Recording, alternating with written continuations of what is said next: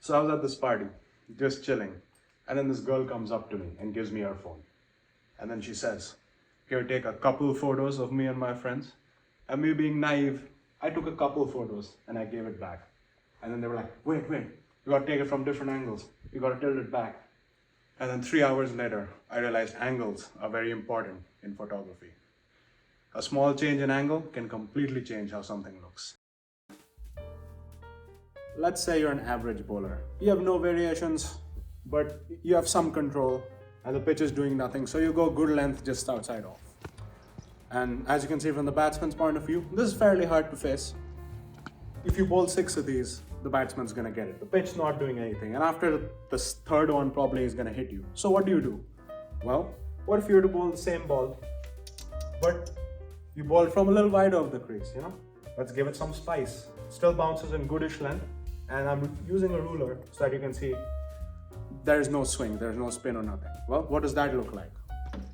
As you can see, the ball ends up in a similar region, but it feels very different as a batsman. It's almost like in swing. Not that it's swinging actually, but it provides a different challenge. What if you take the same approach, but then go closer to the wickets and bowl, right? And maybe even go slightly round up. Not like Malinga, but just a little.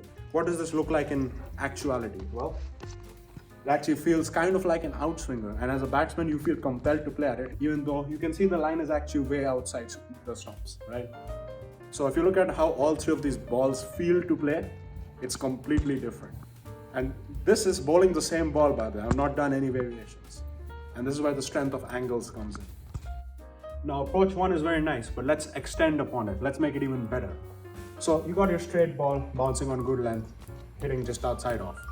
Let's change it up a little. Instead of aiming for top of off, let's actually aim for this spot right here. Let's bowl a ball from slightly wider, so it bounces on good length and then it keeps going. And as you can see, this one actually ends on top of middle stump. And you can see what this feels like as a batsman. You feel compelled to play at it. And if you take that same theory and move closer to the stumps, and again, aim for good length, you might have to bowl slightly wider to really get the effect. And you can see that this one actually ends up going way outside off stump. Now, why is this better? This is better because this creates small differences. It is actually harder to pull off, but you can add more subtle variation. And I'll explain in a second the why. Why we want to do these angles. Why do you want more subtle variations? It all has to do with technique and batting. Why is good technique good? Why do coaches want you to play with a straight bat and bring your bat down in a straight line? Well, it's pretty simple. They want you to have the highest chance of hitting the ball. Now, let's say there's a straight ball, right? Good line, good length. If you to play with a straight bat and your back left is perfectly straight, and let's assume this is the width of the bat, right? The amount of time that your bat will be in line with the ball, or at least at the height of the ball, is actually a decent chunk of time. And since we humans aren't perfect, it's good to have some room for error, right? And this is why good technique is good. But let's say we use our technique of changing up the angles. We bowl a ball that swings into the batsman, right? What does that look like? Well, you can now see that if we add this much angle, which is a little exaggerated, I will admit, you can see that the amount of time that the bat is in line with the ball is much lower. Probably about 1/3, right? And if you go from the other angle, where you swing it away,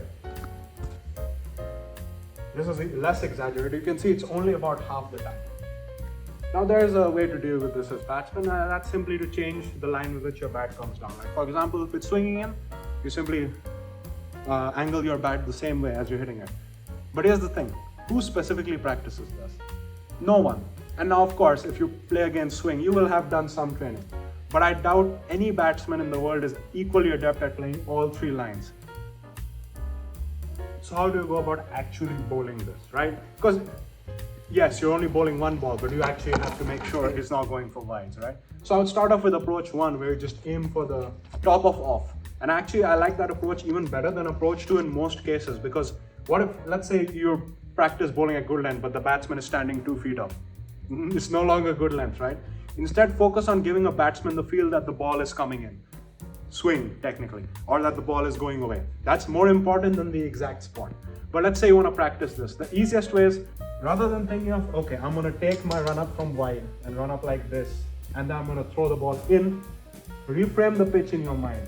Take your run up and angle your run up itself. Run up from wide, and that's actually what I'm doing in these videos. Because in that sense, you don't even have to practice extra. You're just reframing it in your mind. And now here's where, once you master the rules, you can actually break them. Let's apply this to spin. This is my normal off spinner. Fairly straightforward. This one actually landed in a really good spot, so it's fairly hard to play. Well, I've seen left arm off spinners go across the umpire. Why don't I try that as well? And now you can see this ball has incredible drift and it spins less, which means the batsman has a higher chance of edging it. And then on the opposite end, I go wide of the crease and come in. This ball has almost no drift and spins in radically. You can see as a batsman, this is much harder to play. The best part is these aren't even new variations. This is me just bowling the same ball with a slightly different run-up. It gives you so much variety, so much spice as a bowler, without any variations. And lastly, as a fast bowler, you can apply this to leather ball cricket as well. You can actually reduce or amplify the amount of swing you have. With straight ball, you can see over here, it's swinging a decent bit. Nothing special, right? But then let's say I come close to the crease and I really go slightly round arm and I swing, you can see it's swinging like a banana. And yeah, it's a little fuller, so it'll swing more, but you can use this as well. You can bowl a good length ball and then come close to the wickets and swing it away. And then from wide of the crease, let's say it's swinging too much, you bowl from wide of the crease, it's gonna have way less swing.